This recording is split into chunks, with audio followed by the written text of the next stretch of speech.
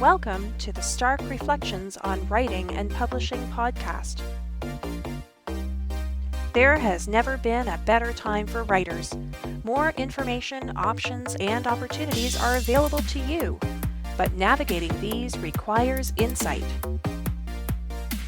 Join Mark Leslie Lefebvre as he draws upon more than a quarter century of experience as a writer, a bookseller, and a trusted book industry consultant to explore and reflect on the writing and publishing landscape to help you make informed choices on your writer journey.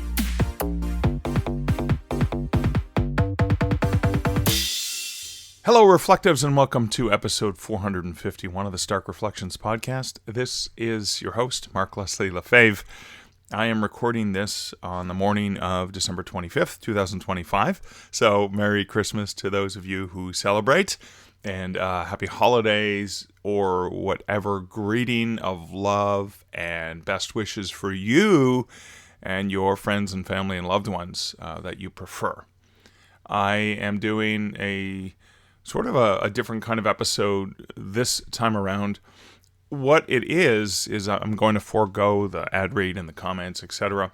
What this episode is going to be is a couple of different things that I've recently shared, more to the reader audience, but I'm sharing them in order for you to listen to and reflect on what are the things that I did specifically for the audience. I know one of the things a lot of writers they get frustrated with or challenged with is, well, what do I send out in my author newsletter? So the last clip I'm going to share is something I shared in my author newsletter on December 24th. I wanted to give something to my readers, but I also wanted to explain to them where I was in the process of an overdue book as well, in a series that I'm writing. Just, again, for the opportunity for you to just sort of see or hear what I said and what I shared to them.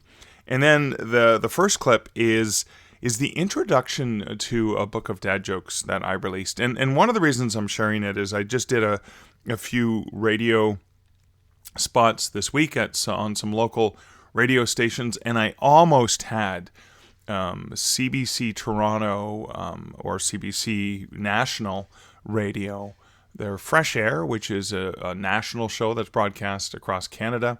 They were actually interested in talking to me about it, but then when they saw that the book had come out in October rather than a book that had just come out in December, they were like, it's not new enough. We don't want to talk about it, which I think was probably, maybe they realized that the book was self-published and they got all snooty about it. I don't know. But I was kind of like, really? It's only 2 months old, and in the industry, Frontlist is a book that's been published in the last 6 months. So anyways, it was pretty close. My publicist, Mickey, had got me on a CBC Kitchener for a morning program, which was fantastic. And also with the press release that he created, I sent it over to Mike Farwell, who hosts a local radio program, and I'd already been on his show last year a couple times. And so I think Mike knew I was going to be a fun guest. We even had me stick around for an extra 10 minutes so we could debate about Die Hard. Anyways, I thought it would be interesting to share the introduction to the book. I think it's a pun. I think it's a sign that the pun also rises, partially because it's a story that was interesting to the media, and that's what we used to generate the press release. I'll even include, if it's useful to you, a link to the press release that Mickey and I worked on and created and that Mickey sent out. And some strategies, of course, is that, I could have sent the press release out myself, but I think it looks better to have it come from a publicist. So that was a huge benefit there. So, there's somebody doing this on my behalf as well. But I wanted to share that with you.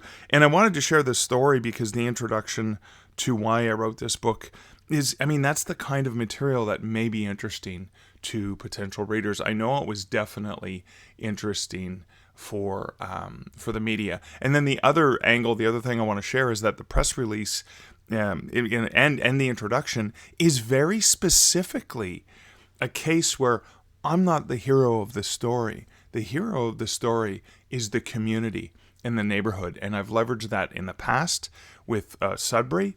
Even a book in my Canadian Werewolf series, I made my hometown the hero of the story. I'm just an actor in that role. And similarly, the story here is about the pandemic and the community. Yes, I'm the one who created the jokes and put up the joke signs and have the skeleton in the front yard and the Monty Python sign, but it's really all about community. And I guess that's one of the angles that works really well. And so when I sent this off to Mickey, I didn't have him ping media around the world. Now, Toronto is close enough to Waterloo. It's only about, without traffic, it's an hour's drive. Well, 2 hours. An hour to get to Toronto and then an hour to get to anywhere else in Toronto once you get there. But the whole idea was picking the audience and saying, okay, this is all about a Waterloo neighborhood. Therefore, local media in Waterloo would be interested. Again, the daily paper here in Waterloo, I honestly think to get in the daily paper, I have to commit murder or something because they're just not interested in anything. But at least the local radio programs are. And again, I love the opportunity. One of the other things I want to reflect here very briefly is both when I was in studio with Mike Farwell, and I love him, he's a great guy, I listened to him for a long time, and even though we can debate about Die Hard being a Christmas movie or not, I still respect him and love him. Evidence that you can actually not always land in the same point of view as someone else, but still respect them as well. Yeah, it's true. Yeah, it's possible. It is possible. Now, when it comes to human rights and stuff, that's a tough one. But anyways, you can have a different perspective than someone and not hate them. As well. But being in the studio and just watching the behind the scenes, and it was most fascinating because it's been a long time since I've been in a CBC radio studio. I think the last one I was in Sudbury, Ontario. So there I came in for the bit early right after the break. And, I got to hear the local traffic and the local weather. And I was sitting there with the woman who was reading, doing the local, the traffic, and the other woman who was in the production booth, who was also, I believe, producing, had done the weather or whatever the news update was. So it was really neat to be there and watch the thing that I normally only hear, and then, to then be included in that discussion. It's always fascinating when I get that opportunity. But in any case, this is going to be this episode.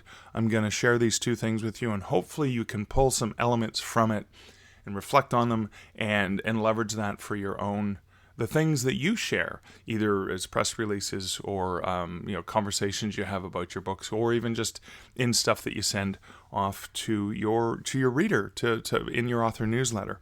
I will be back next week. For the episode will be the first of the year, January 2nd. I'm actually considering, if I have the time in the next week or so, if I have a time to do some analysis of my own sales, my own journey, I may put that together. But as I'd mentioned in the last episode, I believe, I have a ton of great interviews that I want to share with you. So if I have the time to do the editing, I'm hoping to get that out, and maybe that early beginning of January 2026. Maybe that'll be a bonus episode that I share with you, where I just share some of how I did, where I went to, the things I messed up, which I mess up a lot, and the things that went well for me, and of course my sort of pseudo plans for all the things that I'm hoping to get done in 2026. But other than that, there will not be a post reflection here. I'm going to close out this episode now, at the beginning, so I can roll into the bumpers and play those two different bits for you, which I have already recorded. And I did them both in one take, which I'm pretty pleased with. I just wanted to get them recorded for you. But again, I'm hoping that your 2025 was a great 2025. I hope that you, your friends, your family, your loved ones, I wish you all the best. And of course, as always, I wish you the best in terms of your writing. Thank you so much for being a listener. Thank you so much to those who support this podcast over at patreon.com/starkreflections. Your support means the world to me. It also, of course, means the world to me that you are listening to this right now, and I get to be part of your writing world. What a magical place it is to be in a writing world, isn't it? I know that I took a picture of our Christmas book tree. I'll share I'll share a picture of it in the show notes at starkreflections.ca, but I posted a Merry Christmas greeting on my social media, and I believe the wish, I thought of it as, I hope that your year is filled with as much magic, or the holiday season is filled with as much magic as can be contained within the pages of a book. Isn't it amazing what we get to do? We get to channel that magic and put it into stories and books and share those with readers. Thank you for being part of bringing magic into the world. And thank you for listening. And here's wishing you all the best in the forthcoming year. So as always, this is Mark Leslie Lefebvre wishing you great writing and good Stark Reflections. A chalkboard for helping the bored. Our house has always been the weird one in our neighborhood, but it wasn't always that way. In fact, it was a relatively normal house until I moved in with my partner Liz. When I moved from my apartment in Hamilton and into her Waterloo, Ontario house at the end of 2017, I brought a number of things with me. Among them were two significant elements from my life: books and skeletons. I'm of the mind that you can't have too many of either. For those of you who are unfamiliar with me and my writing, let me explain a couple of things. I've been a book nerd my entire life. Books have always played a central role in my life from the days when I was a child and would eagerly return from my weekly library trip with a pile of books limited by a combination of the checkout cap and how many I could manage to carry to my days as an adult, struggling to leave my local bookstore without purchasing another small pile of books to add to my monstrous TBR, to be read, pile. Okay, so that explains the books. But what about the skeletons? Well, I've long written darker, spookier, and macabre tales. Many of my short stories, such as the ones collected in my book One Hand Screaming, 20 Haunting Years, would be fitting as an episode of The Twilight Zone, or a darker, less tech-focused episode of Black Mirror. I've also penned more than a dozen true ghost story books that include Haunted Hamilton, Spooky Sudbury, Creepy Capital, and Haunted Hospitals, with Ghosts of the Great Lakes coming in 2026. When I first started doing in-person appearances as an author, with the release of my first book in 2004, I brought a few appropriately themed props with me. Some of them were skulls that sat on the table beside my books. As time went on and more books came out, I started appearing at events with a life-size skeleton. I named him Barnaby Bones. Having Barnaby sitting with me at book events was useful in a couple of different ways. He would be a draw for the right type of readers. Folks who would see a bald man sitting with a skeleton would rush right over to chat with me and check out my books. It was clear to them that my writing was their cup of tea.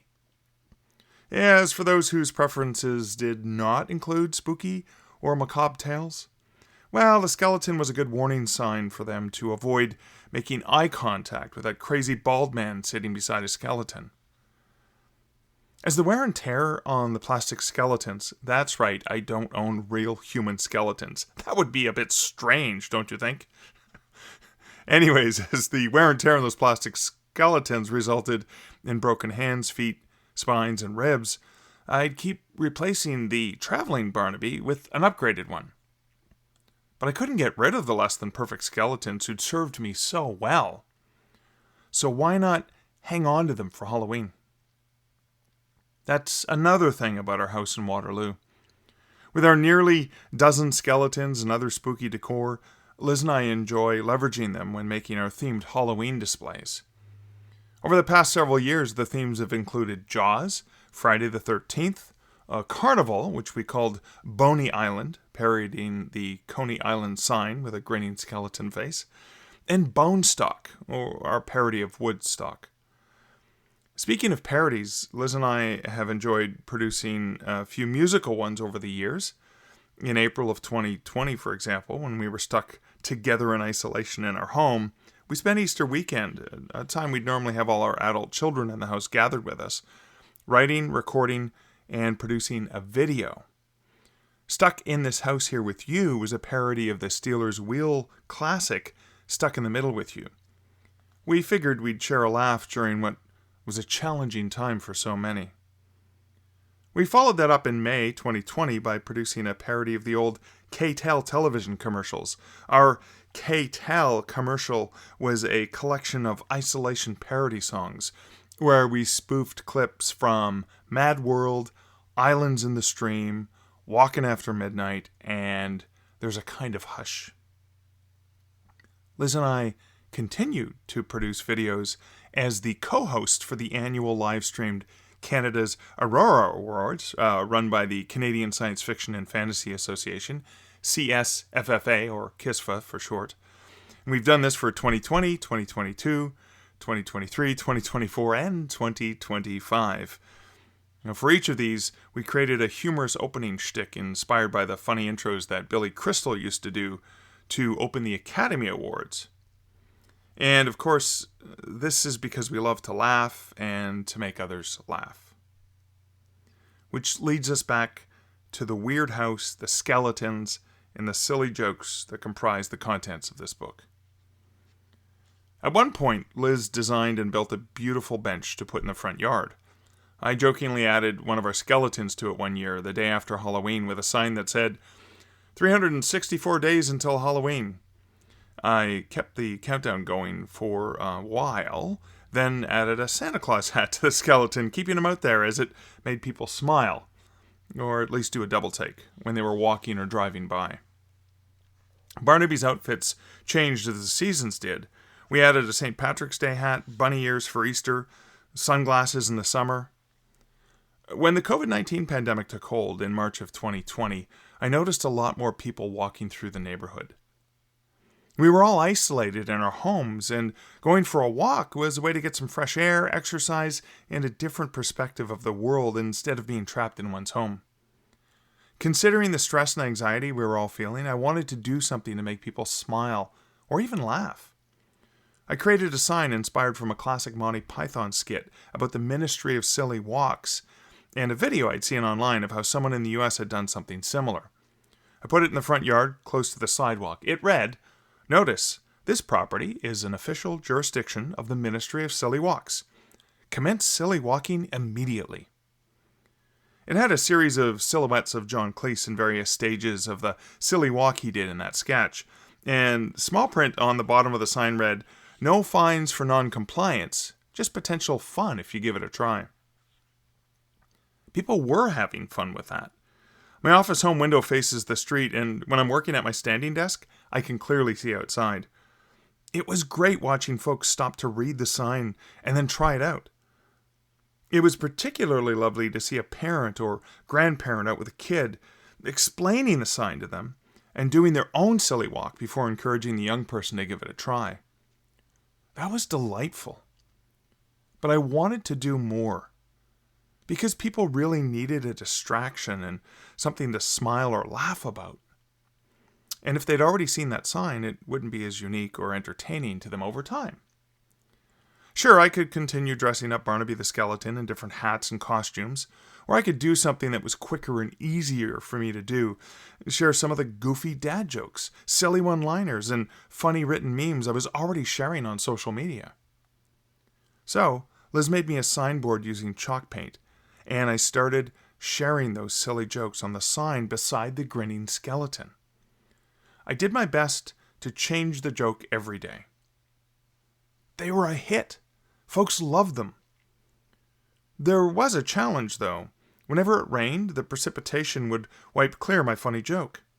I crowdsourced ideas on how to eliminate that via an online community social media site, and someone brilliantly suggested that I place the sign above the garage door, protected from the rain under the eave of the house. That worked magnificently, and that is where the sign has remained ever since. For a while, shortly after putting up a new joke, I started sharing them as short video clips with a hashtag morning coffee reflection on TikTok and Instagram. In these videos, I delivered the stupid fun and then took a sip of my coffee as my mic drop moment. But there were far more chalk-written goofy puns and dad jokes on that board outside our house than videos. particularly because going onto social media ended up distracting me from getting actual writing or other important work done. Sometimes I'd discover a half dozen new jokes, and since I only changed the board daily, I started writing them on scraps of paper so I could remember to use them in the following days. And after a couple of years of putting the jokes up, I realized I might be repeating some jokes because I never kept track of which ones I'd already used. So I adapted to making a note of the jokes I encountered and used on my board into a Google spreadsheet. Also, over time, Liz insisted that I stop putting up any jokes that leverage scatological humor. And because there's an elementary school just down the street with plenty of younger people who started to stop to read the signs along with their parents, I also refrained from putting up any of the more adult-themed humor or content. But I did still track them into my spreadsheet. And yes, considering my passion for not being able to pass up on slipping in a groaner whenever I can, I do often call it my database of dad jokes. This book is a collection of the jokes that made it to the daily chalkboard, along with others that never did, and likely never will. In the interest of attribution, wherever I know the source, I include a reference to the comedian or writer who first shared or came up with the one-liner or joke that appears in this book. I've also included several visual meme funnies that I've encountered and shared on social media throughout this book. Some of them have been licensed for use, while others are ones that I created or recreated for use here. In any case, I do hope that this book brings you some joy. The world has become so divisive lately. People are filled with endless anxiety and tension. One of the things I love about being a writer is that my stories and novels can help provide an escape from that tension. But in the case of this book, it's about wanting to provide some laughs, a few smiles, and definitely a handful of those eye rolls and groans. Because after all, stupid punny jokes are how I roll. And maybe some of the funnies contained within this book are ones you're able to add to your own repertoire and share with someone else who could use a laugh. As the saying goes, laugh and the world laughs with you. And as I believe Bob Newhart continued with that classic phrase, prove and you prove alone. May your day include many smiles and much laughter. Mark Leslie, October 2025. And the second clip is a clip that I sent out via MailChimp to my readers over on, MailChimp and my author newsletter. And I thought it'd be interesting to share this with you so you can kind of get an idea of some of the stuff that I send to my readers. Maybe it will inspire you in things that you can share about your writing in your books with your readers. On origin stories, manuscript delays, and the creative chaos that got in the way. Happy late December to you. I've got a special sneak peek reader gift for you, but it also comes with a story. Sure, it's a bit of an excuse story, but it's a story nonetheless. I know that many of you have been patiently waiting for the release of the next book in my Canadian Werewolf series.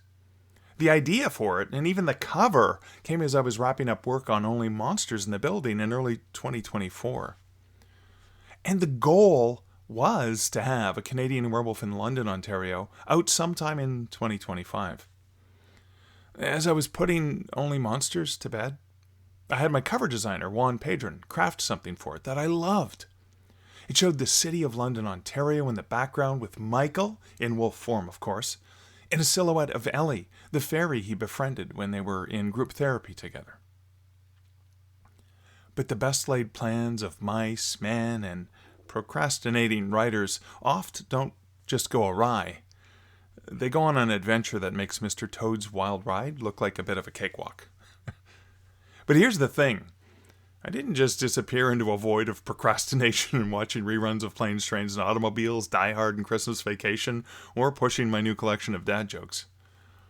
Something else happened. Something that, if you've been following me for any length of time, you'll recognize as a familiar pattern with these Canadian werewolf books. I got in my own way. Again.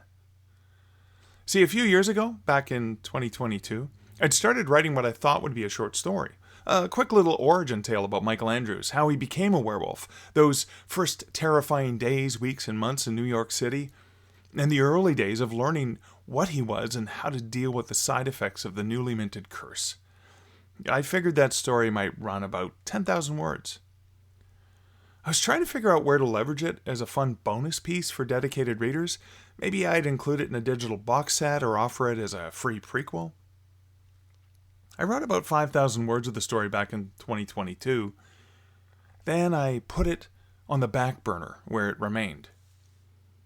You know what happened next. Of course you do. I got busy writing other things. I also celebrated the 20th anniversary of the first book I'd ever published and did a Kickstarter and several launch parties for One Hand Screaming 20 Haunting Years that even included having a special beer produced by Counterpoint Brewing in Kitchener. I also got my master's in publishing in Colorado, and then 3 days later, Liz and I got married in New York City, not far from the spot where Michael normally changes into a wolf in Central Park and near the Bow Bridge, where Michael first told Gail that he loved her in Lover's Moon. But basically, when it came down to getting to Michael's return to his Canadian stomping grounds, I fell down on the job. For one, it was a monumental task and moment for Michael to be searching into his past and uncovering buried secrets. I also planned on having Bridge return to Michael's life, something several readers have been asking for repeatedly since she first appeared on that ill-fated train ride from Manhattan to Stowe, Vermont in Stowaway. I kept putting off the daunting task of that next novel, which was going to reveal even more buried trauma from Michael's youngest days on the planet. So I worked on numerous other projects that sat on my back burners. Oh, and by the way, you should see the incredible number of back burners I've placed things on in the more than 40 years that I've been writing. It's infinite. But then something interesting happened. In December 2024, I signed a contract with a Canadian publisher to write a book of ghost stories about the Great Lakes. It was due with them December 1st, 2025. Now, as I often do, I gathered research, bought books, collected articles, and other interesting material about various locations and stories, and wrote short tidbits about different things that could be used in the book throughout the year. But I didn't start to really work on it until the fall. And the most intense work happened in November. But I got into the habit of writing every day, consistently, for hours every morning. So when I turned the manuscript in on December 1st, after spending every single morning and 3 marathon weekends of writing for something like 14 to 16 hours a day, I was on a roll. Writing every day felt incredible to me, powerful. I immediately wrote a short horror story of about 5,000 words that the editor of an anthology had asked for a few months earlier, with a deadline of early December. And after finishing that, I thought it might be good to get back into the Canadian werewolf universe. But again, the daunting task of a Canadian werewolf in London, Ontario loomed. So I decided to get back into the universe by picking up the story Once Bitten that I'd put aside. After all, with Michael having just gone through some intense therapy and soul-searching and discovery of buried secrets and only monsters in the building, maybe it was time to go back and look at his first days as a wolf. And so I wrote, and wrote, and wrote. Soon, the 5,000 words I'd put aside years ago blossomed into 10,000 words. But the story wasn't nearly done. Uh-oh. The thing spiraled. It grew legs. Or should I say it grew lots of fur, fangs, 4 paws, and a tail. Before I knew it, I had a novelette on my hands, and then a novella, one that expanded beyond even Stowaway in length. This seems to be par for the course with Michael's stories. The short story this time around became the novel A Canadian Werewolf in New York. I thought Stowaway would be a quick train adventure short story, but it grew to novella length. And now this origin story followed the same infuriating, wonderful, maddening pattern. Then my dear friend Julie Strauss, who I'd been doing daily writing sprints with for much of November and December, had an idea. She suggested I add a prologue and epilogue set in the modern timeline of the series, wrapping the origin story within a frame where Michael finally tells Ellie about his beginnings. I immediately dismissed the idea. I mean, I'd already done that with Lover's Moon, right? A few days later, of course, I realized she was onto something. The prologue and epilogue allowed me to connect Michael's past to where he is now, fresh off his breakthrough in Only Monsters in the Building, preparing to return home for the first time in 14 years. And that's when it clicked. The origin story wasn't just a standalone piece. It was the bridge. It was the setup for the journey that would become A Canadian Werewolf in London, Ontario. So now, Once Bitten has become the 8th book in the series, and the one in London, Ontario, well, that's been pushed to book 9. So my revised plan is, okay, book 7, Only Monsters in the Building, came out in the spring of 2024. Book 8, Once Bitten, a novella, will come out in the winter of 2026, February. And book 9, A Canadian Werewolf in London, Ontario, will come out in the fall of 2026. I know. More side quests, more sidetracks. But then I remembered that my very first published short story in 1992 was a young adult humor piece called The Progressive Sidetrack. Because sometimes it's those tangential quests that lead to the most amazing adventures and unexpected storylines. But I'm pumped. And here's my promise. The story about Michael returning to Canada is coming. Michael and Ellie are heading back to his old stomping grounds, and I hope, the wait will be worth it. In the meantime, though it's not yet edited, I want to share a special sneak peek of Once Bitten with you, which is set up for pre-order for late February 2026. It's the story of how a kid from a small mining town in mid-northern Ontario ended up running around Central Park on all fours, learning to navigate a curse he never asked for, and making choices about whether to use what he'd become for something good. It's a story I've never told before, not completely, only in snippets of flashback mentions, like in the first few pages of A Canadian Werewolf in New York. Like Michael, who has taken a circuitous route to self-discovery, I'm doing the same thing with writing about him and his world.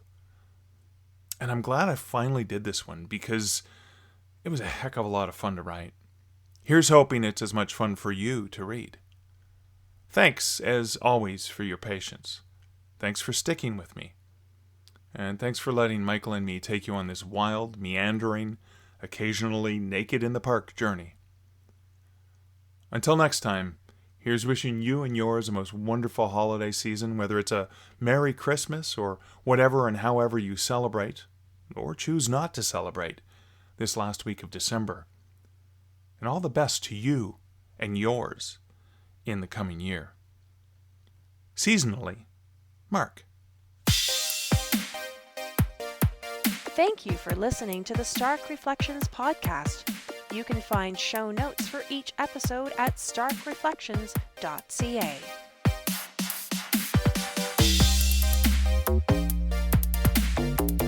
The music for this podcast, Laser Groove, was composed and produced by Kevin MacLeod. Check out more of Kevin's great music at incomptech.com.